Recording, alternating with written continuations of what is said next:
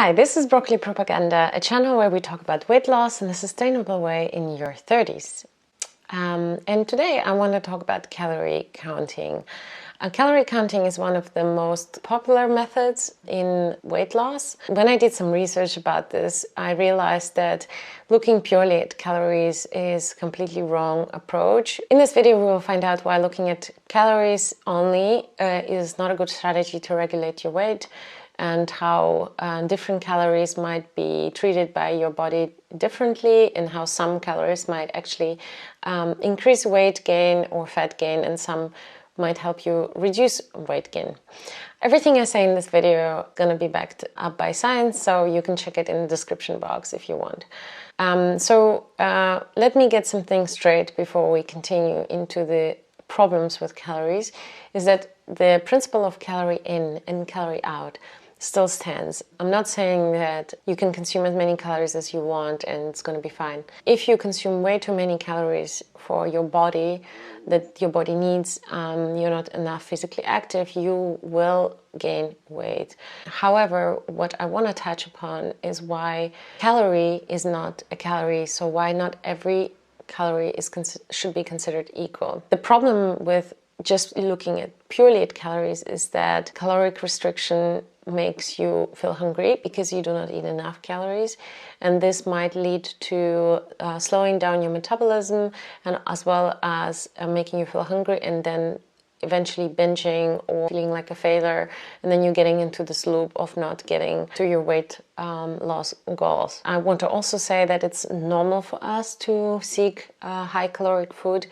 It is in our brain. This is how we survived through hundreds of years, because until recently we didn't actually have access to food as we have now. When I say recently, I mean compared to the thousands of years that we exist on this planet.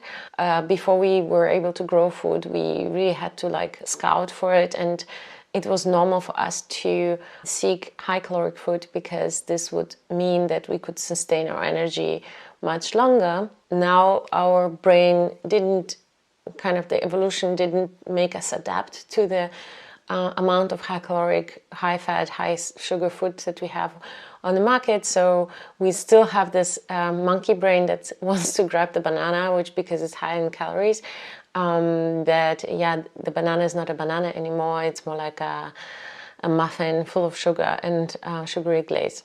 Okay, so now let's look into why looking purely at calories is the wrong approach. So the problem number one is looking at every calorie as an equal. So it is quite obvious to everyone, I think, that if you take 130 calories of soda and you drink it in one go, it's not going to have the same effect on your body as the 130 calories of an oatmeal with blueberries. And the can of soda is going to get absorbed immediately by your body, and the sugar is going to go directly into your bloodstream, going to create a sugar spike. It's going to be a problem for your body to register these calories, to send your body a signal that you are full because you're not full, and your body is not able to regulate your appetite based on this 130 calories that you consume through a can of soda.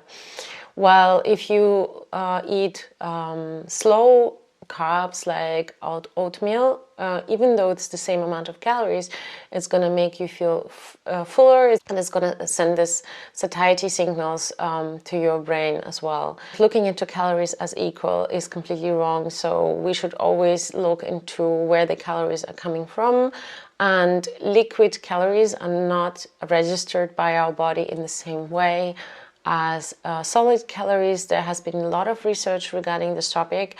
This is why you're not going to see me drinking a lot of smoothies on this channel.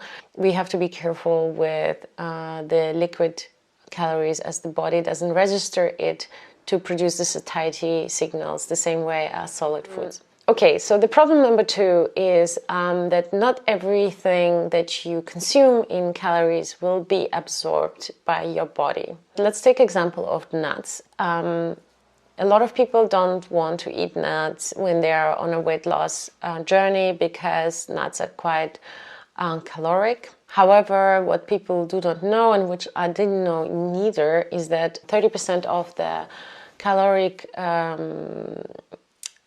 value on the packaging will actually not be absorbed. This is due to the fact that nuts have fiber. Fiber serves as a blocker for starch and sugar and fats. So why? Because basically our intestinal walls, they absorb the nutrients from the food that we eat only when it comes in direct contact with the intestinal walls. And fiber, which in it had actually 0 calories, by the way, the actual fiber in the food, it doesn't get absorbed. It gets like flushed through our system. It takes a lot of these calories with it, and so not every single oil or fat or sugar that you eat will be absorbed into your bloodstream. Some of it will be taken with and pushed through your system by fiber. Again, the research related to this in the description box below. I talk more about this in another video that I already filmed. I'm not sure if it's published already on my channel, but that's where I talk about calorie absorption or food absorption in your body, so you can check it out here or in the description box. What does it tell us? It tells us to eat foods that are rich in fiber. And if you want to find out which foods are rich in fiber, I also made another video about fiber on this channel, and it's going to be linked here and also in the bottom. The third problem that I have with calorie counting as a method is that it is completely ignored that the type of calorie that we eat can have a different result on weight gain. Here we talk about the glycemic load of food. So basically, if you give people a glycemic a diet that has a high glycemic load, like a lot of white bread, white pasta, sugars, and so on, but the same amount of calories, like let's say 3,000 calories, and you give another group of people also the same 3,000 calories a day, but low glycemic food or low or medium glycemic load, then the people that eat high glycemic food will gain fat, even though they eat the same amount of calories. So this is again the reason why looking purely at calories is wrong, and why you should rather pay attention to its fiber content, like we already mentioned, and to its glycemic load. I made a video on glycemic load as well, so go check it out if you want to know more about it. And the last problem that I have with considering pure calorie counting for weight loss is that it's completely ignored when you are consuming these calories. It depends really when we eat these calories, how they're going to be absorbed by our body and how it's going to be managed by our body. For example, the calories that are consumed in the morning, your body needs more energy to actually process them. So the same meal of like 1,200 calories in the morning will make your body process it and waste, like use 300 calories to process this meal, while if you eat it in the evening, your body will only use 200 calories. So we're gonna not go into detail of why this happens. You can check the research in the description box. If you want to indulge in a croissant or high glycemic food, rather do it in the morning, because high glycemic food in the evening represents like the worst case scenario, right?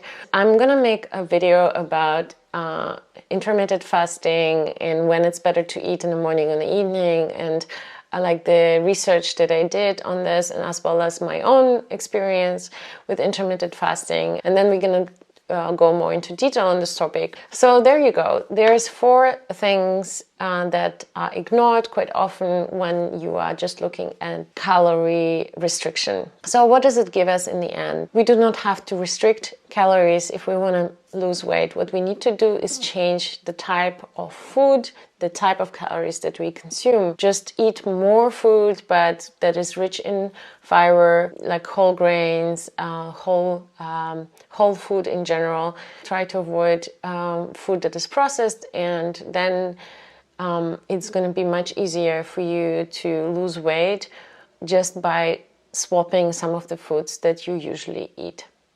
Thank you so much for watching. If you like this video, please leave it a like. I hope you stick around if you like it, and see you in the next video.